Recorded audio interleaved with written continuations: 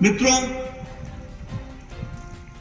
ये स्वागत मेरा नहीं, ये भारतीय जनता पार्टी की कार्यशैली का स्वागत है। ये स्वागत मेरा नहीं, आदरणीय मोदी जी की नीतियों का, कार्यक्रम का और उनके द्वारा चलाए जा रहे राजनीतिक दृष्टि से देश के परिदृश्य में किए जा रहे कार्यों का स्वागत है। और ये मेरा स्वागत नहीं, ये भारतीय जनता पार्टी को उत्कर्ष पर ले जाने वाले लाखों करोड़ों कार्यकर्ता जो दिन रात मेहनत कर रहे हैं, ये उनका स्वागत है, मैं उनका स्वागत करता हूं। आज मैं हिमाचल आया हूं। ये वीर भूमि है, वीरों की भूमि है, ये देवभूमि है, देवी देवताओं की भूमि है। जिस पहाड़ पर देखे कोई न कोई देवी देवता विराजमान है। ऐसी वीर भूमि को और देवियों की भूमि को, देवताओं की भूमि को मैं नमन करता हूं और उनसे आशीर्वाद लेकर के अपनी बात को प्रारंभ करता हूं। आज जब हम चुनाव की दृष्टि से हमारे पूर्व वक्ताओं ने जो सारी चर्चाएं की हैं, उसमें विशेष करके आपने इस बात का उल्लेख किया कि हाल ही के चुनाव में भारतीय जनता पार्टी को प्रचंड जीत मिली और 4 राज्यों में हम फिर से स्थापित हुए हैं। यहां मैं आप सबके माध्यम से आदरणीय मोदी जी को धन्यवाद देना चाहता हूं, आप सबकी ओर से, कि उनके बताए नीतियों को, उनके बताए कार्यक्रम को, उनके द्वारा गरीब, वंचित, पीड़ित, शोषित, दलित, समाज के अंतिम पायदान पर खड़ा व्यक्ति, जिसके नाम पर लोग राजनीति करते थे लेकिन उनके आंसुओं को पोंछने का काम नहीं करते थे, ये मोदी जी ने उन गरीबों की चिंता की, उन दलितों की चिंता की, उन जो समाज के अंतिम पायदान पर खड़े व्यक्ति थी उनको चिंता की और उनको मुख्य धारा में शामिल करने का जो काम किया, उसको इस चुनाव में उत्तर प्रदेश की जनता ने, गोवा की जनता ने, मणिपुर की जनता ने, उत्तराखंड की जनता ने मोहर लगा करके विजय हासिल कराई। ये हमको ध्यान रखना है। इस चुनाव में बहुत सी चीजें प्रथम बार हुई हैं, बहुत सी चीजें प्रथम बार। उत्तर प्रदेश में प्रथम बार किसी की सरकार 38 साल बाद दोबारा रिपीट हुई। उत्तर प्रदेश में प्रथम बार कोई मुख्यमंत्री 5 साल पूरे करके दोबारा शपथ लिया है, तो यह उत्तर प्रदेश की धरती पर है। यह उत्तर प्रदेश की धरती पर पहली बार 23 जिलों में 3 स्वीप भारतीय जनता पार्टी की हुई। इस बात को भी हमको ध्यान में रखना चाहिए। और साथ ही साथ इंडियन नेशनल कांग्रेस के 399 सीटों पर चुनाव लड़ने पर 387 सीटों पर जमानत जब्त हुई। यह पहली बार हुआ। 389 में 377, जिसने 30 साल 40 साल राज किया हो, 70 साल से ज्यादा देश पर राज किया हो, आज उत्तर प्रदेश की धरती पर 399 में 387 सीट पर जमानत जब्त हो गई। आजकल एक नई पार्टी भी आई है जो अपना आपा खो बैठती है। उनकी हालत क्या हुई? 377 सीटों में 377 सीटों में जमानत जब्त हुई है। यह उनकी परिस्थिति आ गई। इसलिए मित्रों, इस चुनाव में बहुत कुछ प्रथम बार हुआ है। उसी तरीके से अगर हम उत्तराखंड की बात करें, जब से राज्य बना है, तब से पहली बार किसी की सरकार थी और चुनाव में दोबारा चुन करके आई है, वो उत्तराखंड में हुआ है। उस बात को भी हमको ध्यान रखना चाहिए। और यहां भी हमारी 47 सीटें आई 70 में। लेकिन सबसे चौंकाने वाली बात यह है कि बड़ा सुनते थे शोर तुम्हारा हर गली में, बड़ी चर्चा होती थी मोहल्ले मोहल्ले, आपसे बचो, आपसे बचो, आपसे बचो। 70 सीटों में 68 सीटों में जमानत जब्त हुई है। यह ध्यान रखना चाहिए।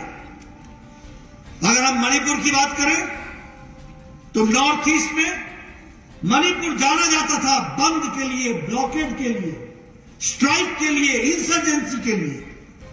पिछले 5 साल में मणिपुर जाना जाता है शांति के लिए, पीस के लिए, विकास के लिए, प्रॉस्पेरिटी के लिए, डेवलपमेंट के लिए, विकास के लिए, और इंसर्जेंसी समाप्त होकर के मुख्य धारा में शामिल होने का काम। और पहली बार नॉर्थ ईस्ट में मणिपुर में विशुद्ध भारतीय जनता पार्टी की सरकार आई।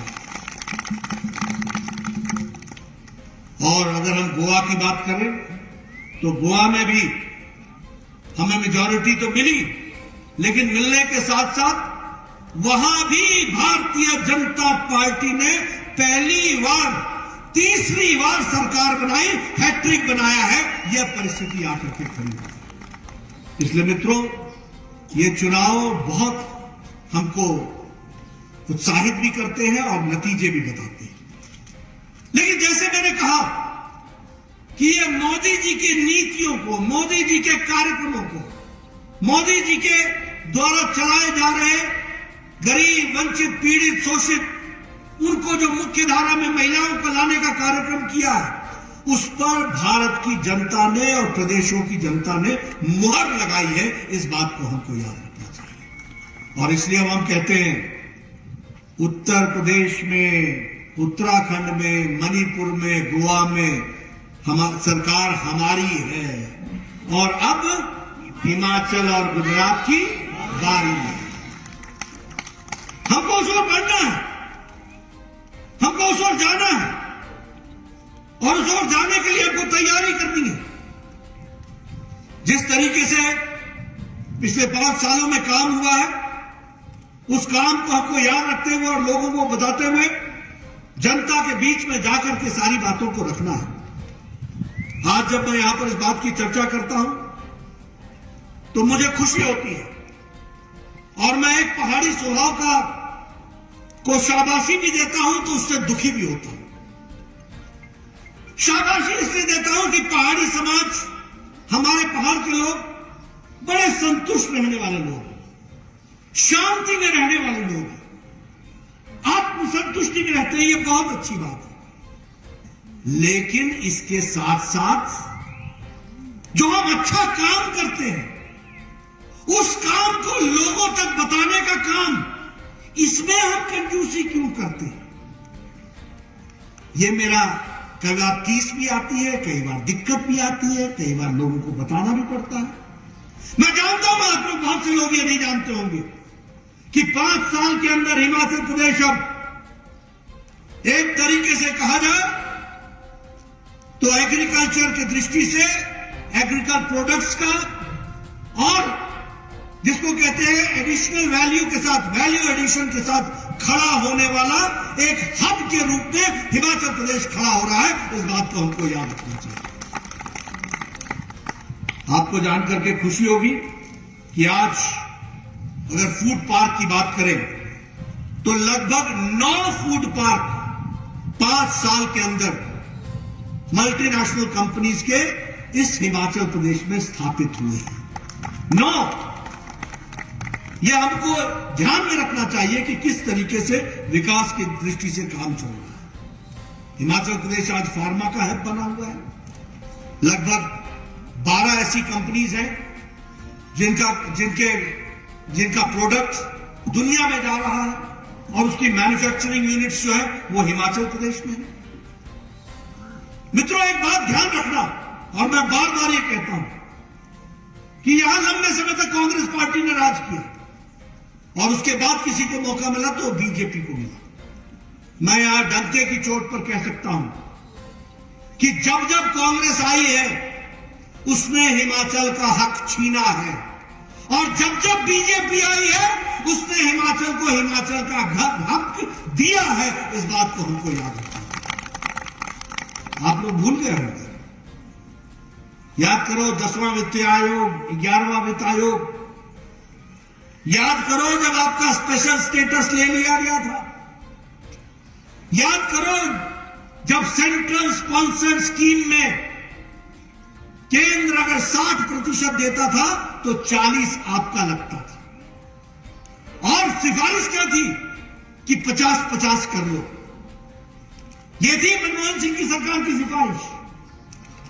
आपने 2014 में मोदी जी को प्रधानमंत्री बनाया।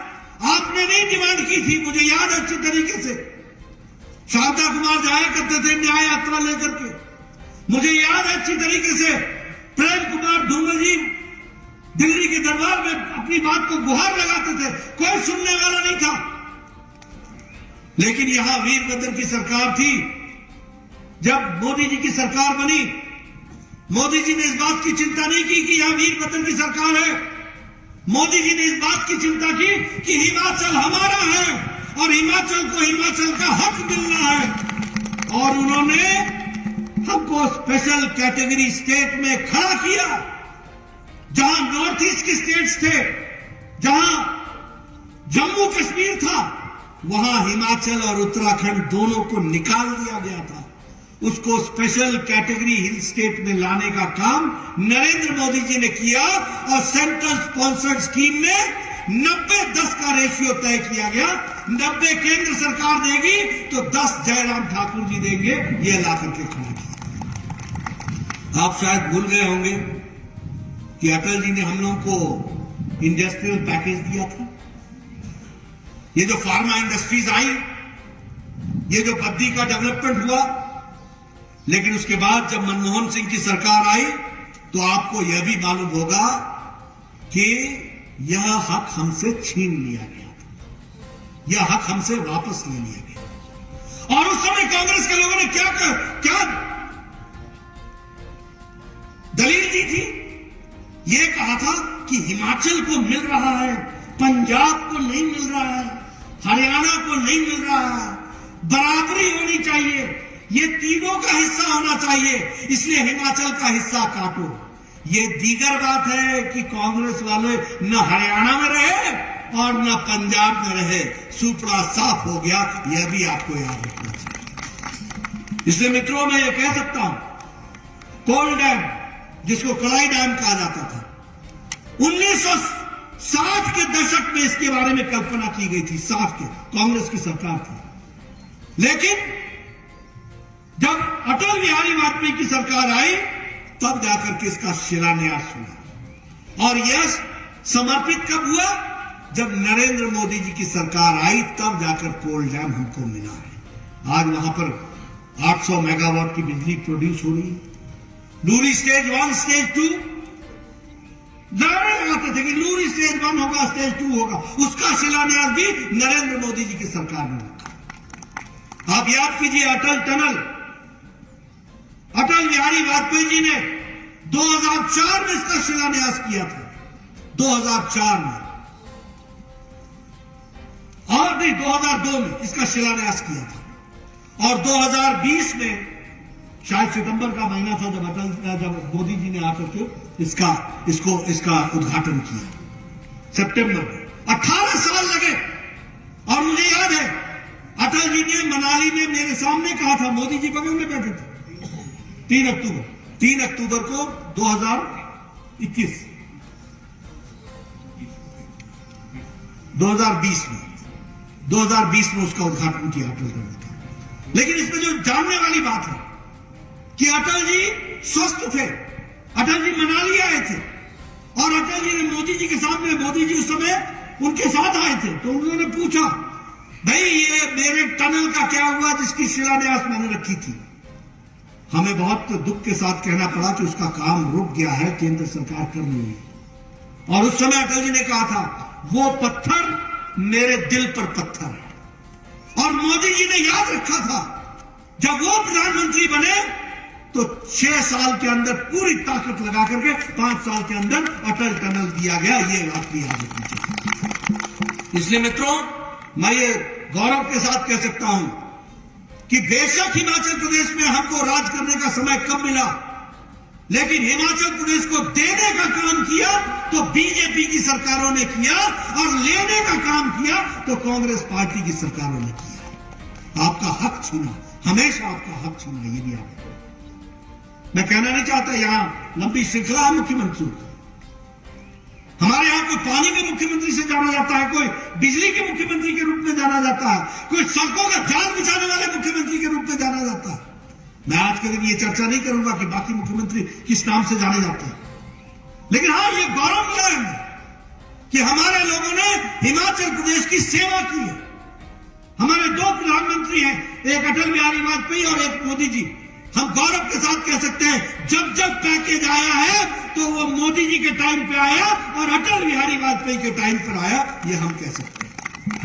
आज मुझे खुशी है कि अभी 27 दिसंबर 2021 को आदरणीय मोदी जी ने 11,000 मेगावाट के पावर प्रोजेक्ट्स और लगभग 6 पावर प्रोजेक्ट का शिलान्यास किया है।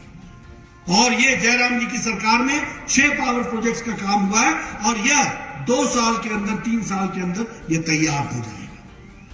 ये 4 लेन परवाणु शिमला, धर्मशाला शिमला और कीरतपुर मंडी मनाली शिमला, इसमें परवाणु शिमला का काम शुरू हो गया है।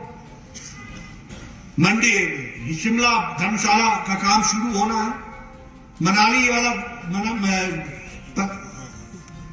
हमारा ये कीरतपुर मंडी मनाली वाला ये लगभग कंप्लीशन की ओर जा रहा है। ये किसके समय में आया? ये किसने दिया? कौन था भारत का प्रधानमंत्री?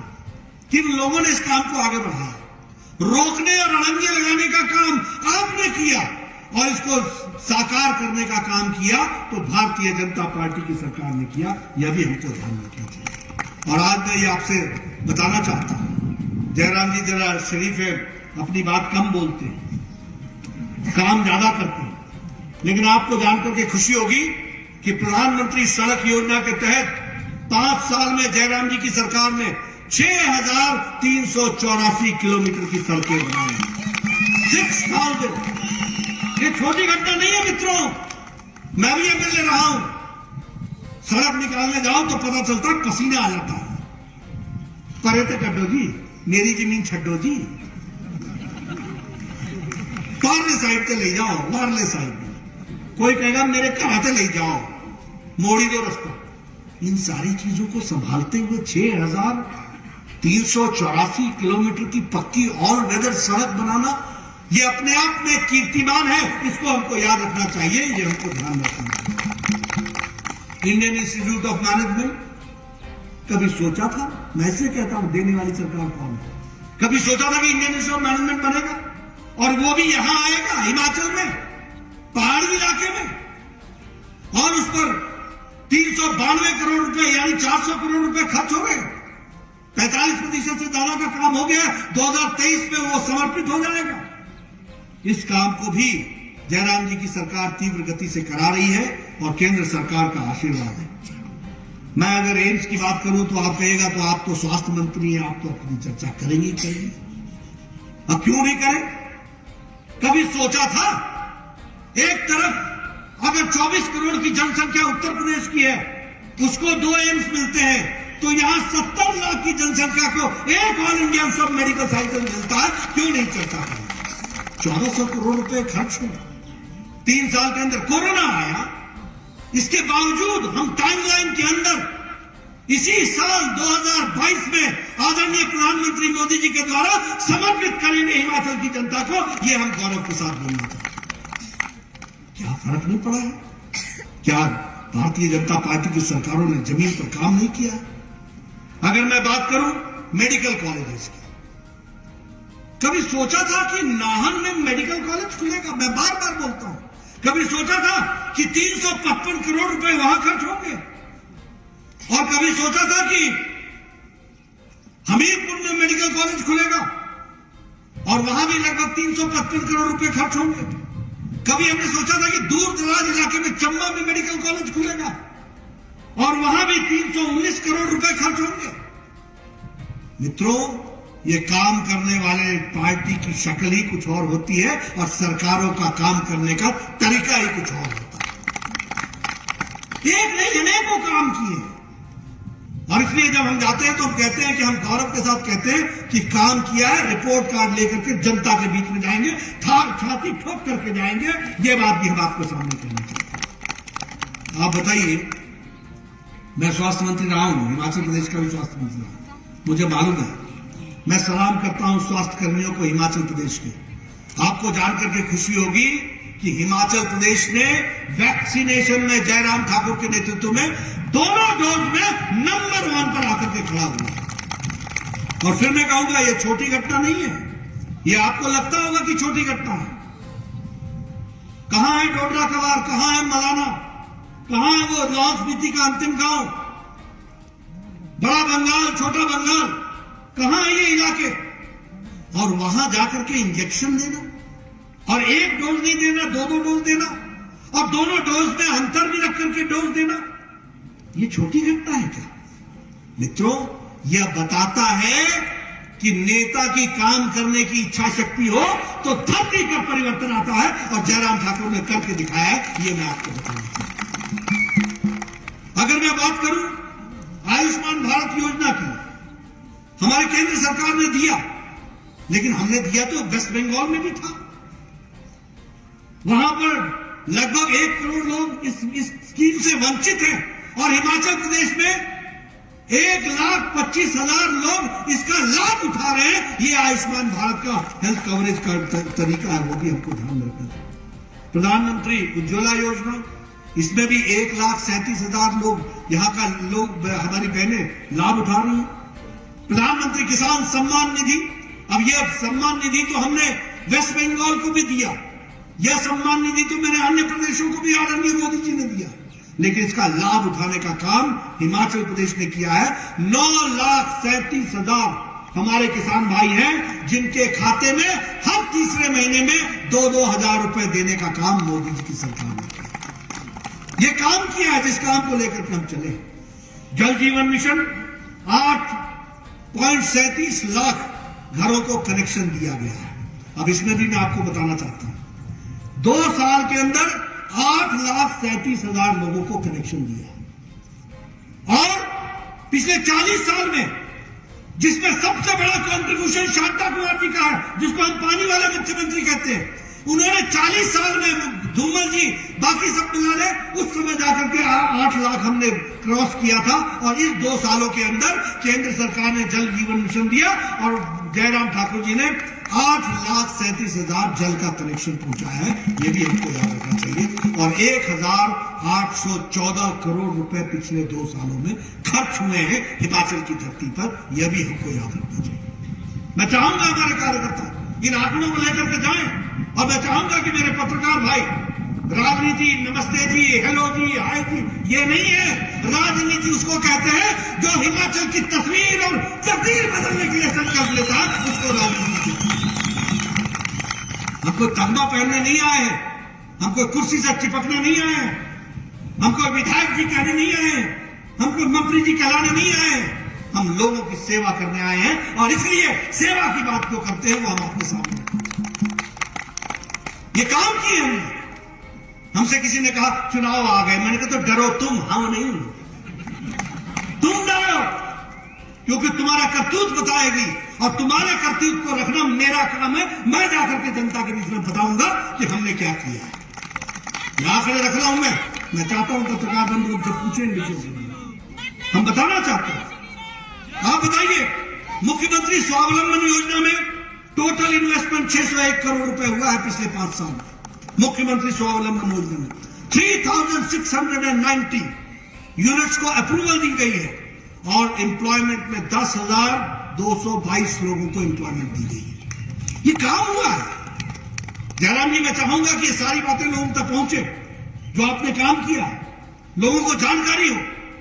आप इतना अच्छा काम करें, वो सारी की सारी चीजें नीचे जमीन में लोगों के जानकारी में, जहन में आना है, और किया है। हिमाचल की तस्वीर बदली है, तकदीर बदली है। 6,000 किलोमीटर से ज्यादा सड़क बनाई है। ये कोई छोटी घटना है। इसी तरीके से अगर हम बात करें, आप मेडिकल डिवाइस पार्क बना रहे हैं, 261 करोड़ रुपए नालागढ़ में बन रहा है। मैं देख रहा हूं यहां हमारे ठाकुर साहब बैठे हैं। ठाकुर साहब जम के जाके बताइए, नालागढ़ पार्क बन रहा है के ठाकुर जी, और वहां पर लगभग 265 एकड़ की जमीन में 261 करोड़ रुपए खर्च हो रहे हैं। ये आपकी धरती पर खर्च हो रहे हैं। अब आप भल्ले वल्ले नहीं करेंगे तो और क्या करेंगे? बाकी सबको थल्ले थल्ले करना आपका काम है। ये राजनीतिक दृष्टि से हमको समझने की जरूरत है। बल्क ड्रग पार्क बनाने की बात है, उसको भी हम लोगों ने पूरी ताकत से रखा है। और मैं और अनुराग ठाकुर जी जयराम ठाकुर के वकील बनकर के भारत सरकार में खड़े रहते हैं। इस बात को उन्होंने काम को आगे बढ़ाया। आपने ग्लोबल समिट किया।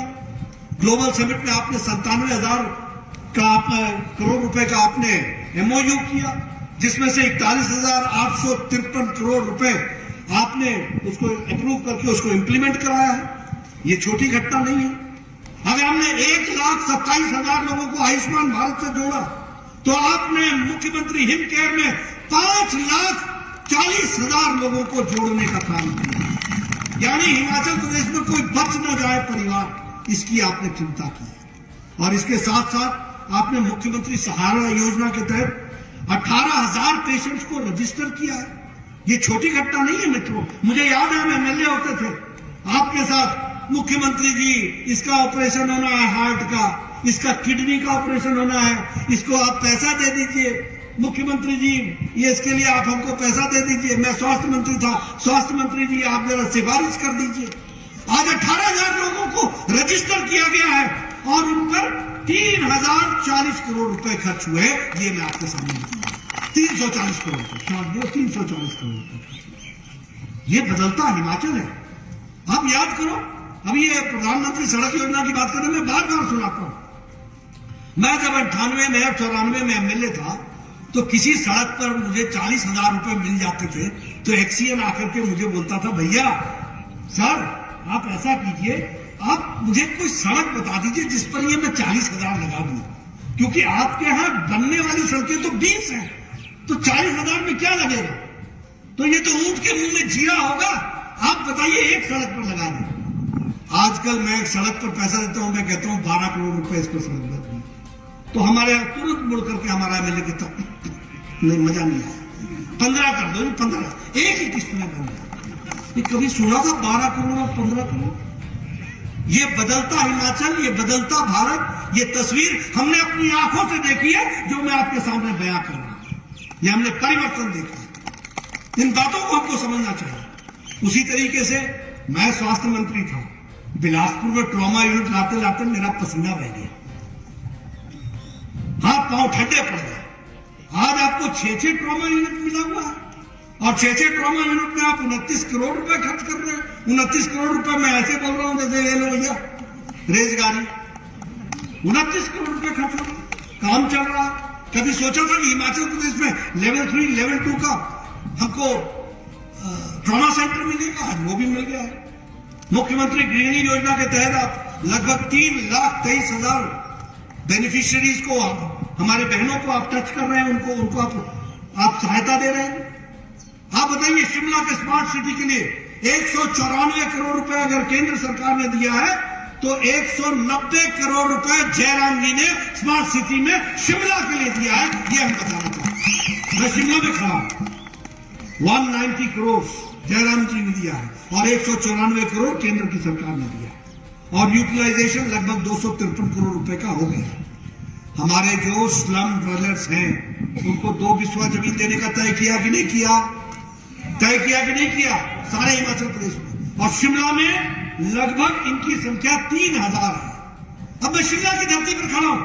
कभी हमारे लोग सोचते थे, कभी कोई वाल्मीकि भाई, कोई सफाई कर्मचारी सोच सकता था कि उसकी शिमला में अपनी जमीन होगी? यह मुख्यमंत्री जयराम ठाकुर ने और उनकी सरकार ने करके दिया है। इस बात को भी हमको याद है। इसलिए मैं कहता हूं, ये गरीबों की सरकार है, ये वंचितों की सरकार है, पीड़ितों की सरकार है, ये शोषितों को मुख्य धारा में लाने वाली सरकार है। ये हमको समझना चाहिए। अभी शिमला में आपके यहाँ न्यू ब्लॉक आईजीएमसी में बन रहा है, और 700 गाड़ियों की पार्किंग का सोचा जा रहा है।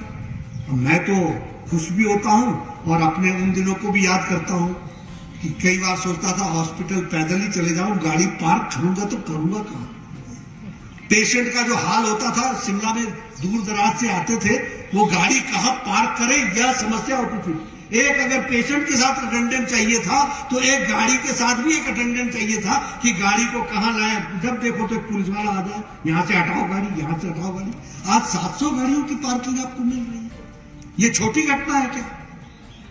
और मैं आपको बता रहा हूं, ये आपको बताना चाहिए मुझे, ये आपको समझना चाहिए कि काम कितना हुआ। अगर मैं पार्किंग कॉम्प्लेक्स की बात करूं ऑडिटोरियम के सामने, तो उसमें 400 गाड़ियों का अलग से व्यवस्था की गई है।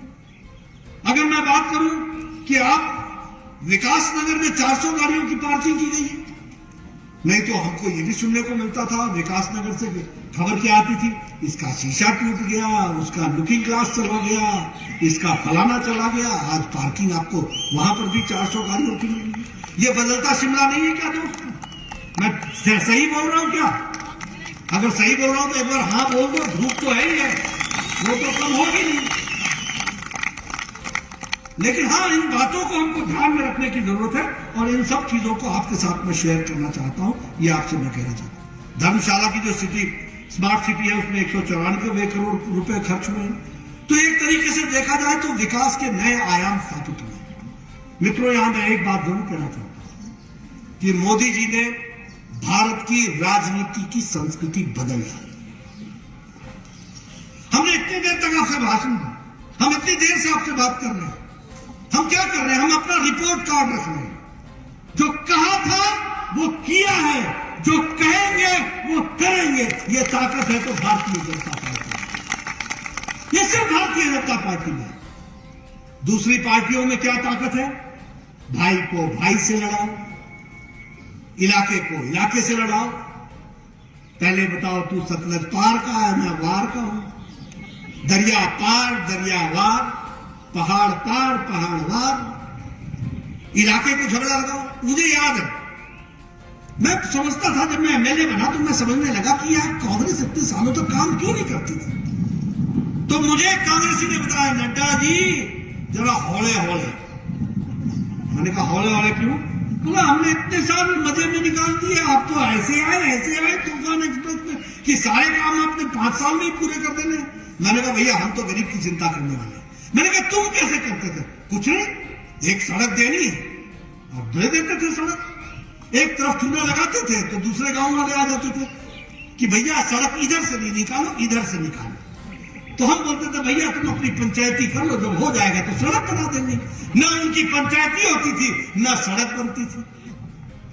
यानी और फिर क्या करते थे? जब चुनाव आता था तो चूना लगा देते थे, पाइप छुपवा देते थे, बस अब आ गया पानी, आ गया पानी, आ गया पानी। चुनाव खत्म हुआ नहीं, पाइप उठाया नहीं, अगले चुनाव की तैयारी शुरू कर दी। बस यही काम उनका था।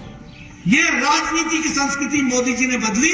जो कहा था वो किया है, जो कहेंगे वो करेंगे और रिपोर्ट कार्ड लेकर के जनता के बीच में जाएंगे। इस ताकत के साथ हम जाने वाले। मैं आपके सामने बोलना चाहता हूं, ये उत्तर प्रदेश का चुनाव क्या था? अखिलेश के भाषण सुनो, परिवारवाद,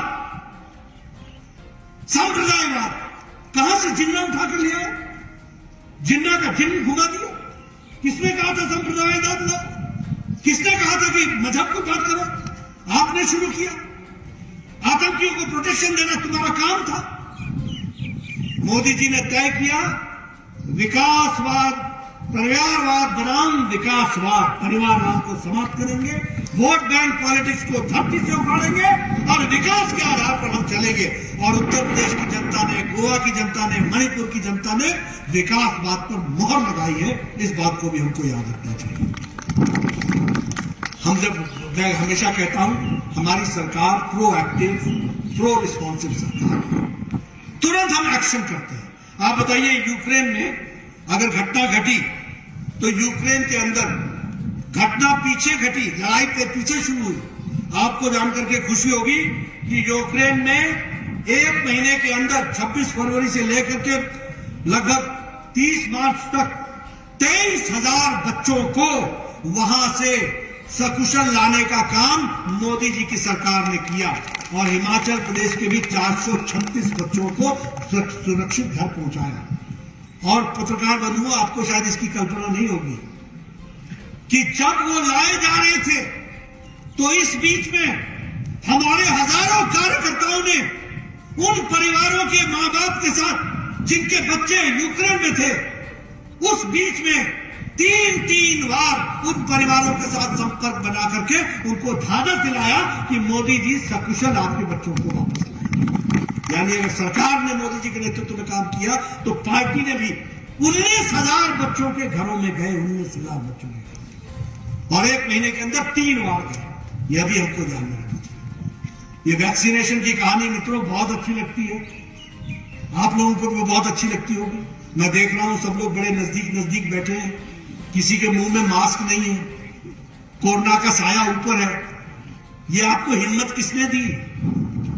ये आपको ये ताकत किसने दी? ये ताकत वैक्सीनेशन ने दी, और ये ताकत मोदी जी ने दी। इस बात को याद रखना। आज अमेरिका का हाल देखो, कभी पता चलता है मेयर को कोरोना हो गया, कभी पता चलता है गवर्नर को कोरोना हो गया, कभी पता चलता है कि स्टेट सेक्रेटरी को कोरोना हो गया। आप यूरोप की बात उठा करके देखो, अभी भी लड़खड़ा रहे हैं, और 130 करोड़ के देश को मोदी जी ने प्रोएक्टिव होकर के वैक्सीनेशन से वैक्सीनेट करके 185 करोड़ लोगों को डबल डोज देकर के 185 वैक्सीनेशन किया, 185 करोड़ वैक्सीनेशन किया। और फिर मैं आपको कहना चाहता हूं, जापानीज इंसेफ्लाइटिस की बीमारी की दवा भारत में आने में 100 साल लग गए, टेटनस की दवा को आने में 35 साल लग गए, स्मॉल पॉक्स की दवा को आने में 30 साल लग गए, मीजल्स की दवा को आने में 20 साल लग गए, ट्यूबरक्लोसिस की दवा को आने में लगभग 22 साल लग गए, पोलियो की दवा को आने में लगभग 20 साल लग गए। और यहां जनवरी के 2020 में कोरोना आया, अप्रैल में मोदी जी ने टास्क फोर्स बैठाया और 9 महीने के अंदर एक नहीं 2 वैक्सीन 9 महीने के अंदर देश को दी और दुनिया को दी। इसलिए प्रोएक्टिव काम करने का तो तरीका है, वो भी हमको ध्यान रखना चाहिए। अगर उरी की घटना घटी तो 1 हफ्ते के अंदर सर्जिकल स्ट्राइक हुई। अगर पुलवामा घटा तो ये भारत का प्रधानमंत्री था जिसने मोदी जी ने कहा कि तुमने बहुत बड़ी गलती कर दी है और तुमको इसका खमियाजा भुगतना पड़ेगा। और 1 हफ्ते के अंदर सर्जिकल से एयर स्ट्राइक करके नष्ट नाबूद कर दिए उनके कैंप्स को। यह मोदी जी की सरकार ने किया। ये प्रोएक्टिव सरकार है, ये प्रो रिस्पॉन्सिबल सरकार है। ये जो कहती है वो करती है। अगर विकास की दृष्टि से काम कर रहे हैं तो उसको भी हमने आगे बढ़ाने का काम किया। इसलिए अब अगर कोरोना आया तो आप बताइए, प्रधानमंत्री गरीब कल्याण अन्न योजना आया कि नहीं आया? वर्ल्ड हेल्थ ऑर्गेनाइजेशन का डॉक्टर टेड्रोस डायरेक्टर बोलता है कि we should learn from India, हमको भारत से सीखना चाहिए कि उन्होंने कोरोना के कारण लॉकडाउन में लोगों की अर्थव्यवस्था अस्त व्यस्त हो सकती है, एक गरीब आदमी के लिए खाने की दिक्कत आ सकती है, और मोदी जी ने जो 80 करोड़ की जनता को यह व्यवस्था दी है और कोरोना के समय से लेकर के सितंबर माह आने वाला है तब तक के लिए 80 करोड़ की जनता को जो राशन दिया है वो हमको समझना चाहिए प्रोएक्टिव रोल क्या होता है। 1,25,000 करोड़ रुपए खर्च किया जा रहा है हमारे पैकेज के लिए जो कोरोना की दृष्टि से किया जा रहा है। इसलिए मित्रों, मैं एक ही बात कहना चाहूंगा कि मोदी जी ने जब देश की संस्कृति राजनीति की बदली है और हम सब लोग जो कार्यकर्ता आज इस जोश के साथ यहां पर आए हैं, इतने धूप में आप सब लोग बैठे रहे, मैं आपको दाद देता हूं, आपकी तारीफ भी करता हूं, आपको धन्यवाद भी देता हूं। मैंने अपने वक्तव्य के साथ तो न्याय करने की कोशिश की है, लेकिन आपके साथ थोड़ा अन्याय जरूर किया होगा मैंने, उसके लिए मुझे क्षमा कर देना। लेकिन हाँ, आया था कई दिनों बाद, अब सोचा बार बार कहां आपसे चर्चा करूं, आया हूं तो कुछ बातों की चर्चा मैं कर लूं, वो करने का प्रयास किया। मित्रों, आपसे मैं एक ही गुजारिश करना चाहता हूं, आने वाले समय में हम हिमाचल प्रदेश में भी भारतीय जनता पार्टी का परचम लहराएंगे। उसके लिए हमको काम में जुटना है, पूरी ताकत लगानी है। और हम जानते हैं कि हमारे सामने खड़े लोग जो हैं उनके पास न ताकत है, न नीयत है, न नीति है, न कार्यक्रम है, न कार्यकर्ता है, न नेता है, न नेतृत्व है। हमारे पास नेता है, नीति है, कार्यक्रम है, कार्यकर्ता है, कार्य करने की इच्छा शक्ति है। इस बात को लेकर के हमको आगे बढ़ना है और मुझे पूरा विश्वास है कि आप सब लोग आगे बढ़ेंगे और हिमाचल प्रदेश में और गुजरात में आने वाले समय में भारतीय जनता पार्टी का परचम लहराएगा और हम पूरी ताकत के साथ हिमाचल की सेवा की है, आगे भी करेंगे और हिमाचल को आगे ले जाएंगे, सरताज बनाएंगे। इन्हीं शब्दों के साथ बहुत बहुत धन्यवाद। आपने मेरी बात सुनी, आपको बहुत बहुत धन्यवाद।